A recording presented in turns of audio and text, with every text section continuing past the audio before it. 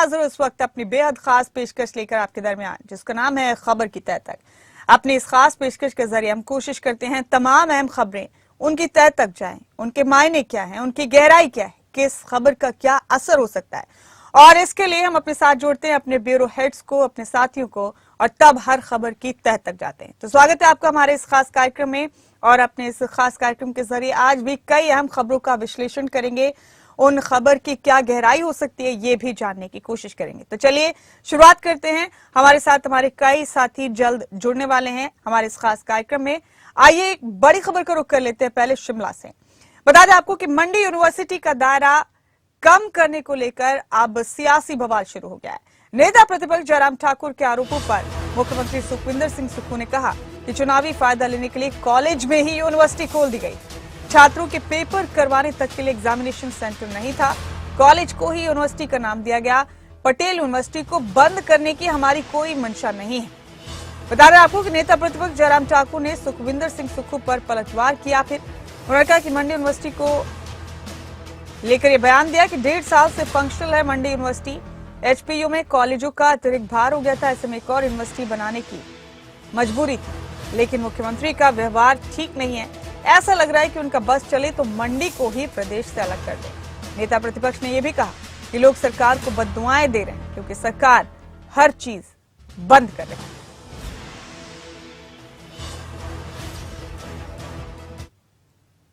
मंडी university को लेकर अब पलटवार का सिलसिला लगातार जारी है हिमाचल प्रदेश में, और इस खबर पर हमारी नजर भी बनी हुई है। इस खबर की तह तक कैसे जाएंगे ये भी आपको बताएंगे थोड़ी देर में। फिलहाल आपको बता दें कि मंडी में सरदार पटेल यूनिवर्सिटी को लेकर सियासी बवाल छिड़ा हुआ है।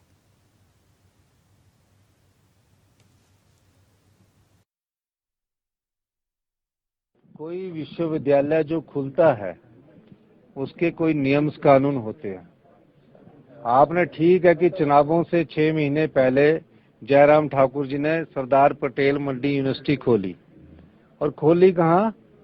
कॉलेज में, और उसके साथ कॉलेज को एफिलिएट कर दिया। जिस तरह स्कूल खोले ना, उसमें टीचर नहीं है, बच्चे नहीं है, उसी तरह इन्होंने यूनिवर्सिटी भी खोल दी। अब यूनिवर्सिटी में जितने बच्चों के पेपर होने हैं उसका इंफ्रास्ट्रक्चर नहीं है, क्वालिटी एजुकेशन की तरफ बैठने की व्यवस्था नहीं है। आप मुझे यूनिवर्सिटी का कोई ढांचा तो बता दीजिए कहाँ उनकी बिल्डिंग बनी है।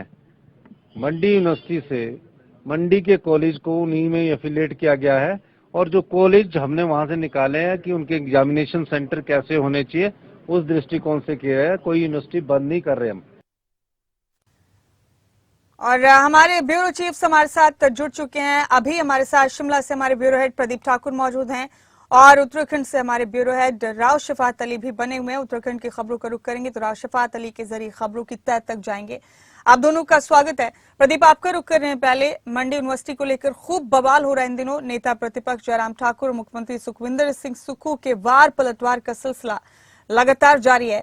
ये विवाद कैसे शुरू हुआ, कभी मामला सामने आया है? प्रदीप, क्यों यूनिवर्सिटी को लेकर इतना बवाल किया जा रहा है? दोनों की अपनी अपनी दलीलों में उनके समर्थकों को भी दम नजर आता है, लेकिन दोनों के पास अपनी अपनी बात साबित करने के लिए पर्याप्त दलीलें भी हैं। कैसे समझेंगे इस खबर को प्रदीप? बिल्कुल, देखिए मुमताज, जिस तरह से जो मंडी की सरदार पटेल यूनिवर्सिटी है यानी एसपीयू है, और उसका जो दायरा है उसको राज्य सरकार ने कम किया है, और इसको लेकर एक नोटिफिकेशन भी जारी की गई थी जिसमें ये कहा गया था कि कुछ जिले अब शिमला यूनिवर्सिटी यानी जो हिमाचल प्रदेश विश्वविद्यालय है उसके अधीन होंगे।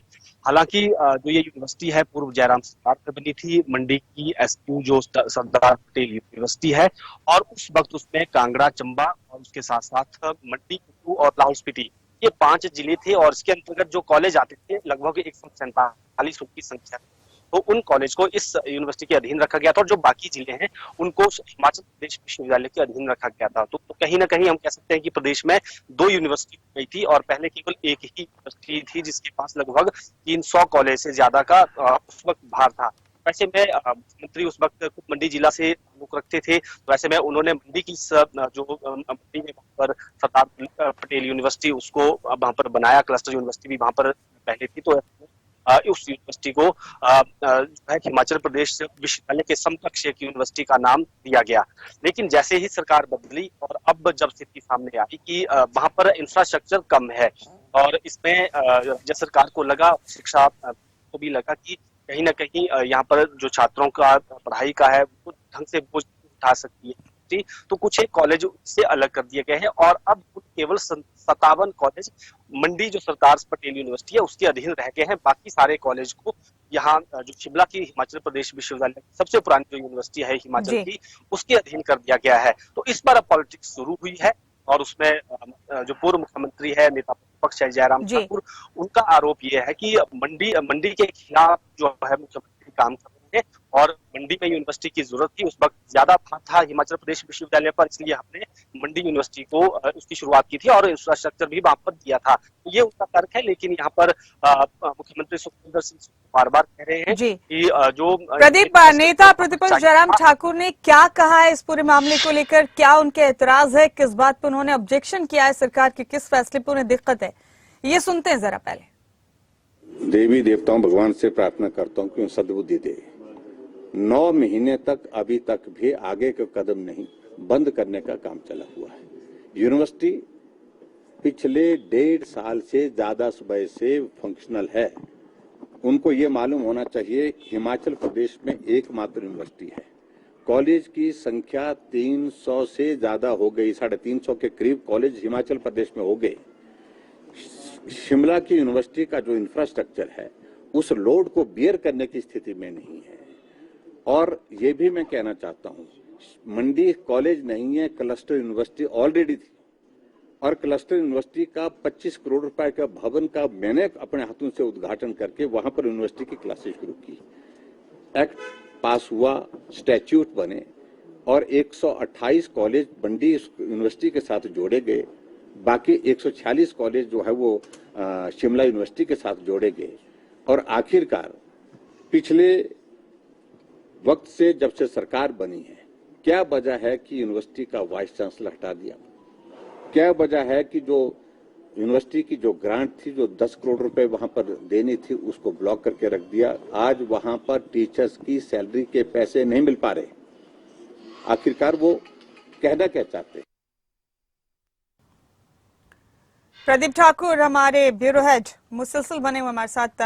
प्रदीप, जयराम ठाकुर का कहना है कि ये हालात को देखते हुए, क्योंकि तादाद कॉलेजेस की बहुत ज्यादा हो गई थी और शिमला में अकेले यूनिवर्सिटी पर यह भार नहीं दिया जा सकता था, इसलिए फैसला लिया गया। इधर मुख्यमंत्री सुखविंदर सिंह सुक्खू और शिक्षा मंत्री रोहित ठाकुर का कहना है कि कॉलेज को ही यूनिवर्सिटी का नाम दे दिया गया अपने सियासी फायदे के लिए। उनका यह भी कहना है कि बिना किसी सुविधा के, बिना किसी स्टाफ के यूनिवर्सिटी जैसा लेबल दिया गया। हालांकि उन्होंने यह भी कहा कि हम यूनिवर्सिटी बंद नहीं कर रहे हैं, बस उसका दायरा कम किया जा रहा है। लेकिन जयराम ठाकुर का कहना है कि इस तरह से धीरे धीरे कमजोर करके यूनिवर्सिटी को यह बंद करने की साजिश है। ये मामला अब काफी तूल पकड़ चुका है। प्रदीप, बिल्कुल, देखिए लोकसभा चुनाव से पहले ये मामला आता है, तो वैसे में ये अब आने वाले समय में भी तूल पकड़ेगा और खासतौर पर अगर मंडी की बात करें तो ये मंडी में एक बड़ा सियासी मुद्दा जरूर बनेगा।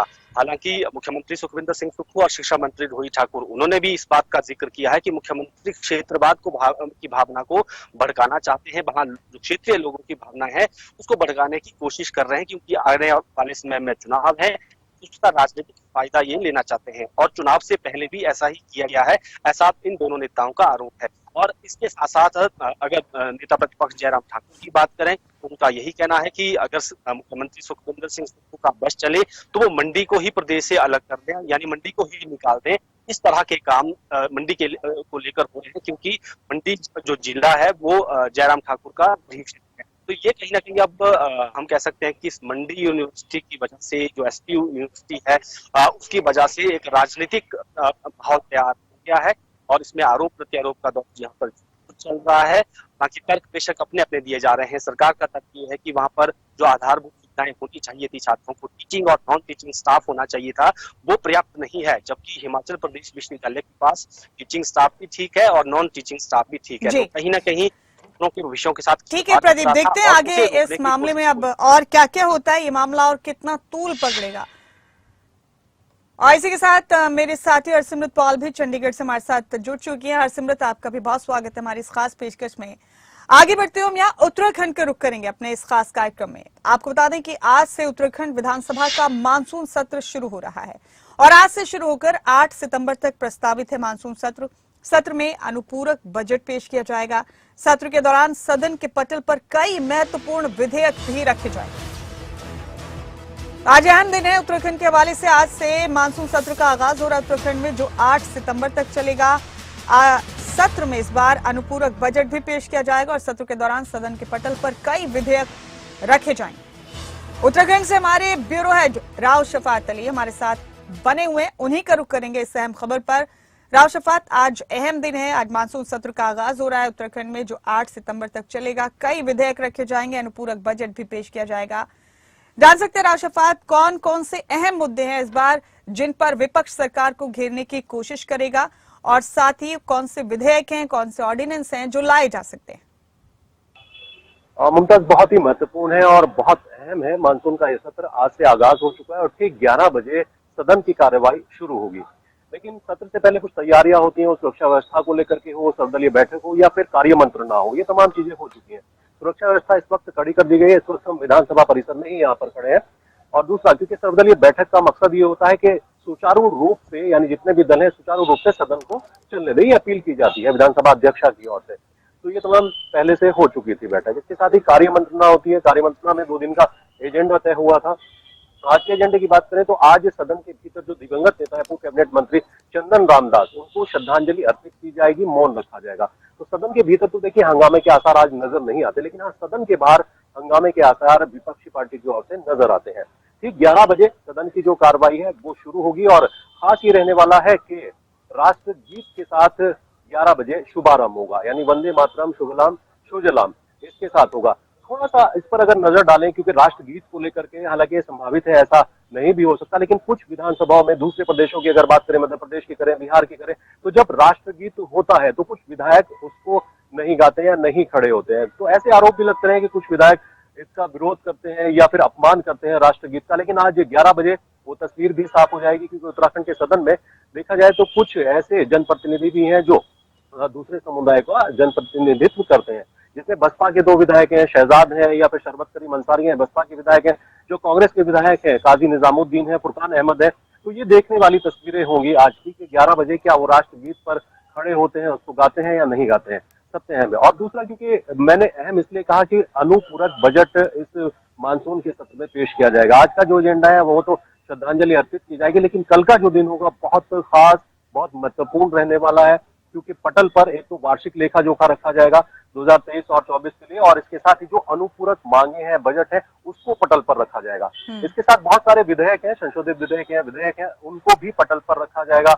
हालांकि 7 सितंबर को देखिए जन्माष्टमी को लेकर के एक सार्वजनिक अवकाश रहेगा, छुट्टी रहेगी, लेकिन 8 सितंबर को एक बार फिर से अनुपूरक जो बजट है उस पर विभागावार चर्चा होगी। उसके बाद ये बजट पास हो जाएगा। जी, अगर खास आज राव शफात, एक खास बात यह भी है कि आज उपचुनाव भी है बागेश्वर विधानसभा सीट पर। बागेश्वर उपचुनाव के लिए वोटिंग का सिलसिला जारी है। कड़ी सुरक्षा में मतदान किया जा रहा है और 8 सितंबर को वोटों की गिनती भी हो जाएगी। राव शफात अली हमारे ब्यूरो हेड लगातार हमारे साथ बने हुए। राव शफात, काफी अहम है बागेश्वर सीट पर होने वाला उपचुनाव, बीजेपी के लिए भी खासी अहमियत है इस चुनाव की। वोटिंग का सिलसिला शुरू हो गया। राव शफात, जान सकते हैं किस तरह की तैयारियां हैं, कितने बजे वोटिंग शुरू हुई, कितनी तादाद में लोग पहुंच रहे हैं बूथ्स पर वोट डालने के लिए, और इस सीट की किसके लिए क्या अहमियत है सियासी तौर पर, इसे समझने की कोशिश करेंगे राव शफात आपसे।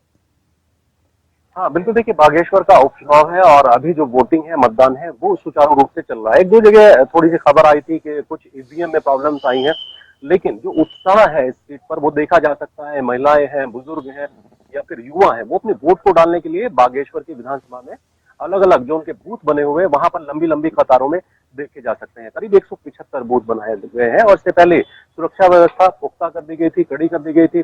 जो सेंट्रल ऑब्जर्वर है उनकी देखरेख में, इसके साथ ही जो मुख्य निर्वाचन अधिकारी हैं उनकी देखरेख में, और तमाम सुरक्षा के इंतजाम पहले से कर दिए गए थे। किसी तरह की कोई परेशानी ना हो, मतदान स्थल पर कोई दिक्कत ना हो, बुजुर्गों के लिए अलग से सुविधाएं हो, क्योंकि बहुत देखा जाता है कि जो दूरस्थ के इलाके होते हैं वहां बुजुर्गों में बहुत उत्साह होता है। 80 से 100 साल तक के बुजुर्ग अपना वोट डालने के लिए आते हैं। सबसे ज्यादा इस सीट पर देखा जाए तो 1,18,000 से ज्यादा वोटर्स हैं, जो आज ईवीएम में किस्मत का फैसला कैद कर देंगे। 8 सितंबर को ये फैसला आएगा लेकिन सबसे खास बात है कि 5 प्रत्याशी चुनावी मैदान में है। मुकाबला देखिए, तमाम जो 5 प्रत्याशी हैं अलग अलग तरीके से दावे किए जा रहे हैं कि वही अपनी जीत को दर्ज कराएंगे, बीजेपी हो, कांग्रेस हो, या फिर उत्तराखंड क्रांति दल हो, या समाजवादी पार्टी हो, या उत्तराखंड परिवर्तन दल हो। 5 प्रत्याशी, और सबसे खास अहम ये है कि इन प्रत्याशियों की जो छवि है वो बहुत बेहतरीन है। इनके ऊपर कोई भी आपराधिक मुकदमा दर्ज नहीं है। तो अलग अलग जो चेहरे हैं वो अपने अपने हिसाब से अपने अपने दावे कर रहे हैं। हालांकि सुबह से जब वोटिंग शुरू हुई थी तो उस वक्त तो इतनी भीड़ नहीं थी मुमताज, लेकिन धीरे धीरे जैसे जैसे वक्त बढ़ता जाएगा ये लंबी लंबी कतारें शाम तक देखने को मिल सकती है। जी ठीक है राव शफात, अब एक और अहम खबर की तह तक जाएंगे हम। आप तमाम लोग बने रहे हमारे साथ। आगे बढ़ते हुए आपको बता रहे हैं कि 2024 के चुनाव से पहले पंजाब में आम आदमी पार्टी और कांग्रेस के गठबंधन की सुगबुगाहट है। वित्त मंत्री हरपाल सिंह चीमा के बयान से हलचल मची है। इंडिया गठबंधन का मकसद काफी बड़ा है, ये कहना है हरपाल सिंह चीमा का। पंजाब में विपक्षी दल की भूमिका कौन अदा करेगा, इस पर बड़ा सवाल। मेरी साथी हरसिमरत पॉल हमारे साथ बनी हुई है इस अहम खबर की तह तक जाने के लिए। हरसिमरत का रुख करें हम। हरसिमरत, 2024 के चुनाव से पहले आम आदमी पार्टी और कांग्रेस के गठजोड़ को लेकर ये तमाम तरह की संभावनाएं, इन पर चर्चाएं भी की जा रही है और ये एक बयान ने सुगबुगाहट को और तेज कर दिया है।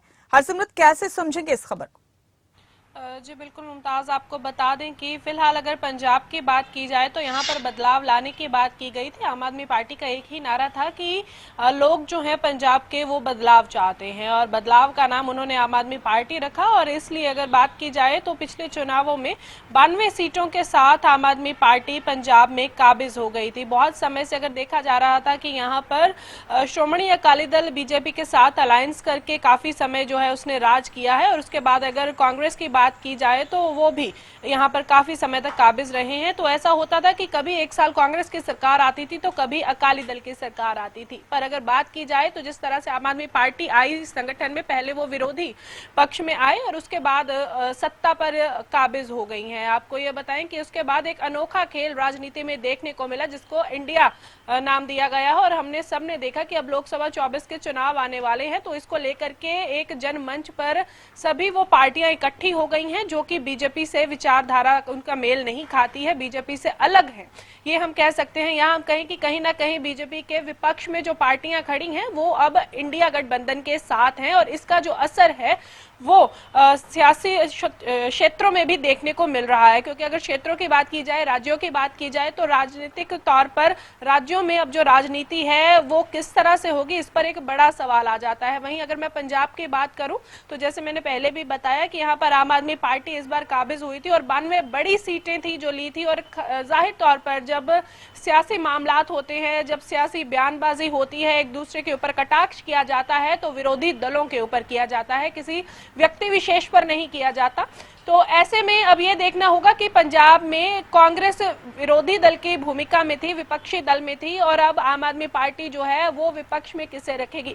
आपको ये भी बता दूं कि पंजाब भाजपा सुनील जाखड़ का बयान भी आया है। उन्होंने कहा है कि चोर और सिपाही मिल गए हैं। उन्होंने कांग्रेस और आम आदमी पार्टी को चोर और सिपाही की संज्ञा दी है। उनका कहना है कि जब ये आपस में मिल गए हैं तो आगे क्या भविष्य जो है वो पंजाब का रहेगा। साथ ही हम आपको ये भी बताएं कि इससे पहले जब ये गठबंधन नेशनल लेवल पर हुआ था तो उस समय कांग्रेस नेता जो थे, चाहे मैं प्रताप बाजवा की बात करूं, एलओपी हैं वो, चाहे मैं राजा वड़िंग की बात करूं जो कि पंजाब कांग्रेस के प्रधान हैं, तो इन सभी का यही कहना था कि आम आदमी पार्टी के साथ हमारा कोई गठबंधन नहीं होगा। अगर नेशनल लेवल पर हुआ है तो वो उनकी राजनीति करने का तरीका है नेशनल का, पर क्षेत्रों में या मैं बात करूं राज्यों में ऐसा नहीं होगा। तो इस तरह से देखा जा रहा था। पर हाल ही की अगर बात की जाए तो वित्त मंत्री हरपाल चीमा के द्वारा ये बयान दिया गया जिसमें उन्होंने कहा कि मनमुटाव दूर करके इंडिया गठबंधन बना है और अब आगे जो है हम लोग 2024 का चुनाव इकट्ठे लड़ेंगे। पर आपको मैं बताऊं कि कांग्रेस की तरफ से, चाहे वो एलओपी प्रताप बाजवा हो या फिर राजा वड़िंग हो, इनकी तरफ से कोई भी अभी बयान जो है इस मामले में नहीं आया है। पर हाँ, एक चीज और है कि आज बड़े लेवल पर जो मीटिंग है वो कांग्रेस के द्वारा रखी गई है। आज कांग्रेस के दफ्तर में बड़े लेवल पर सभी जो वो लोग बुलाए गए हैं जिन्होंने पहले मतदान किया, चुनाव लड़े हैं और इसमें कहीं ना कहीं खड़े हुए हैं। चाहे वो इस बैठक का क्या नतीजा निकलता है और क्या वाकई आम आदमी पार्टी और कांग्रेस एक हो जाएंगे 2024 के चुनाव से पहले यहाँ पंजाब में, ये बड़ी बात है। आप बने रहे हरसिमरत, आप भी हमारे साथ एक और अहम खबर का रुख कर रहे हैं। हम फिर इस खबर की तह तक भी जाएंगे। जूनियर महिला कोच से छेड़छाड़ करने के मामले में अपडेट है बड़ा। इस मामले में मंत्री संदीप सिंह ने चंडीगढ़ कोर्ट में अग्रिम जमानत याचिका दाखिल की।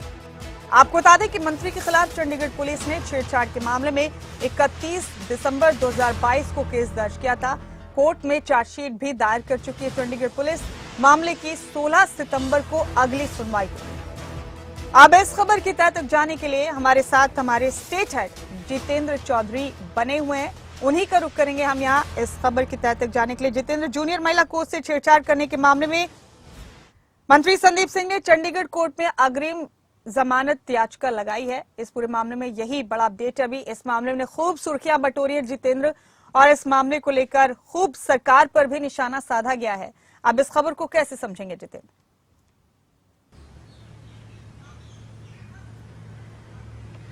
देखिए, बिल्कुल, क्योंकि पूरा मामला जो है वो 31 दिसंबर से जुड़ा हुआ है। जिस तरीके से 31/2022 का ये पूरा मामला है जब एफआईआर दर्ज की गई थी, और उसके बाद काफी वक्त बाद ये कह सकते हैं कि पुलिस की तरफ से चार्जशीट जो है वो कोर्ट में पेश कर दी गई है। ऐसी स्थिति में मंत्री संदीप सिंह पर गिरफ्तारी की जो तलवार है वो यहाँ पर लटकते हुए नजर आती है, और इसी से बचने को लेकर के अग्रिम जमानत याचिका चंडीगढ़ कोर्ट के अंदर उनकी तरफ से दायर की गई है। अब ये देखना है कि इस अग्रिम जमानत याचिका में उनको किस प्रकार की राहत मिलती है या नहीं मिलती है, क्योंकि कई जो धाराएं हैं वो यहाँ पर लगाई गई है। 354, 354A, 354B, इसके साथ साथ 509, 508 जो धारा है वो यहाँ पर लगाई गई है। 506 भी इसके अंदर लगाई गई है।